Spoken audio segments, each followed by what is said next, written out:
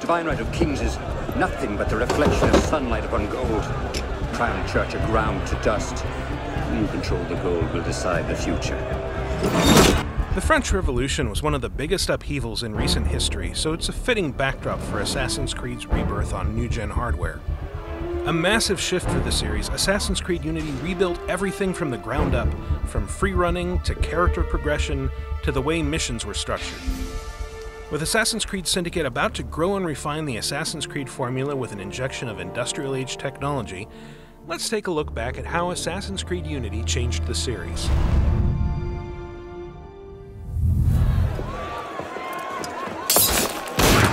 Some of the biggest changes to basic gameplay were found in combat. Instead of setting up enemies for quick counter kills, parrying their blows knocked them off balance, letting fledgling assassin Arnaud Dorian lunge in with a quick flurry of strikes.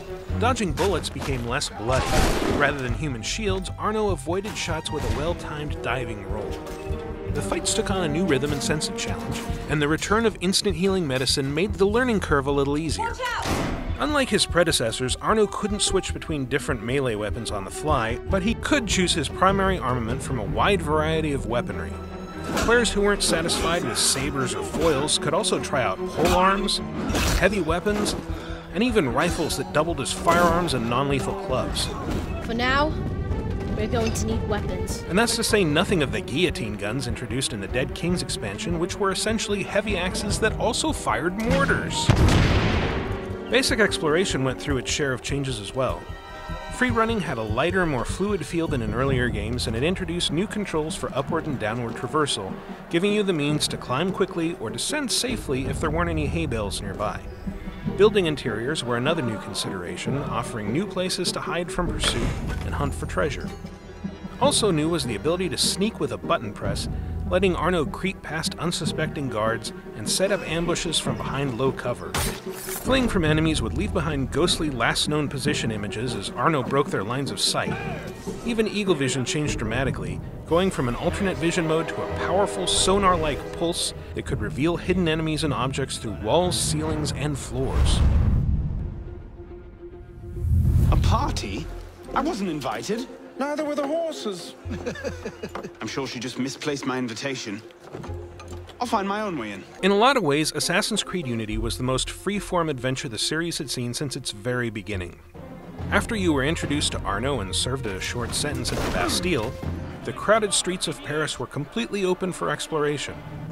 You could dive into the main story and build the angry, confused Arnaud into a powerful assassin, or you could start poking into the dozens of Paris stories that lay scattered around the newly three-dimensional map, taking on myriad smaller quests in which Arnaud investigated, fetched, and killed for a broad assortment of notable 18th century Parisians. I devise a humane method of execution. These missions, along with every campaign mission, side task, and enemy, were rated for difficulty using a 5-star system, warning lower-level players to stay away from high-level assignments. A modest little update from the traditional Assassin's Blade.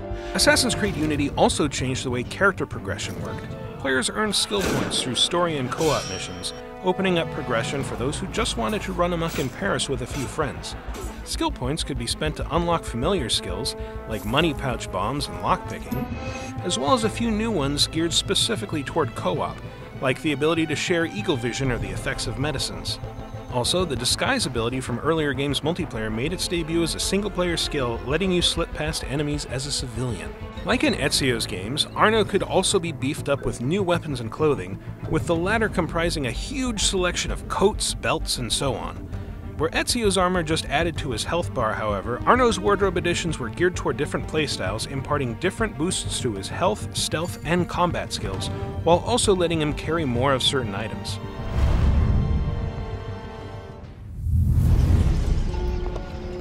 What's our plan? Our plan? You're not an apprentice anymore, boy. So study your surroundings. The attitude toward openness extended to the way missions were structured. Not only did you have dozens of optional tasks available at any given moment, but you could take on more than one at once and track them separately.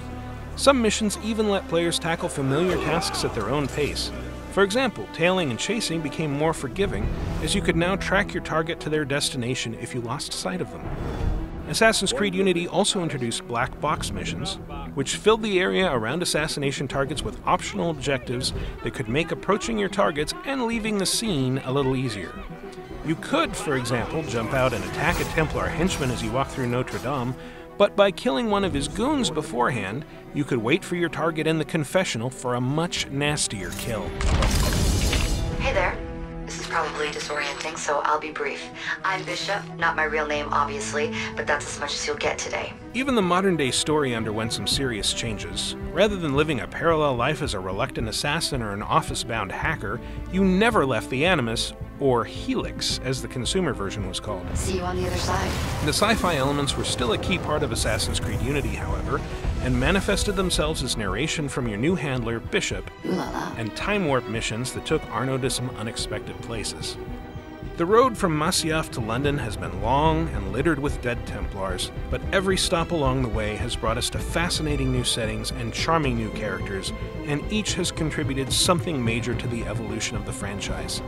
Thanks for watching, and keep your eyes on Ubiblog for all things Assassin's Creed.